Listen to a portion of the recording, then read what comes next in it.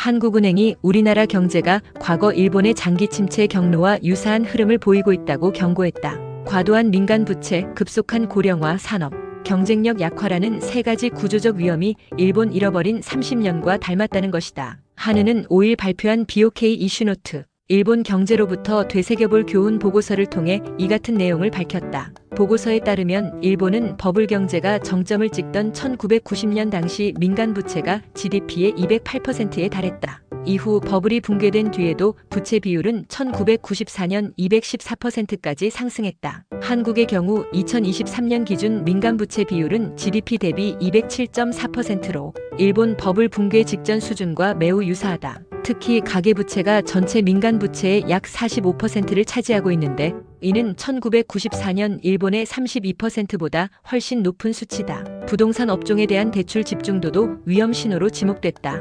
2023년 한국의 관련 지수는 3.65로 일본이 버블 붕괴 직후인 1992년에 기록한 1.23보다 훨씬 높다. 서울 강남 3구를 중심으로 한 아파트 매매가 상승세 역시 부동산에 과도하게 의존된 자산 구조를 보여주고 있다. 보고서는 고령화 문제도 일본과 유사한 경로를 따르고 있다고 분석했다. 일본은 생산 연령 인구가 1995년, 총인구는 2009년을 기점으로 감소세로 돌아섰으며 현재는 세계에서 가장 빠른 속도의 초고령 사회로 진입했다. 한국은 그보다 더 빠른 속도로 인구 감소가 진행 중이다. 생산 연령 인구는 2017년, 총인구는 2020년에 정점을 찍고 줄어들기 시작했다. 이로 인해 잠재 성장률은 연 2% 수준으로 떨어졌고 노동 투입 기여도 역시 과거 대비 크게 감소했다. 이에 따라 정부의 재정 부담도 커지고 있다. 한국의 GDP 대비 정부 부채 비율은 2000년 이후 23년간 34.6%포인트 증가했으며 이 가운데 사회수혜금 44.5%와 사회보장현물 49.8%로 지출이 큰 영향을 미쳤다.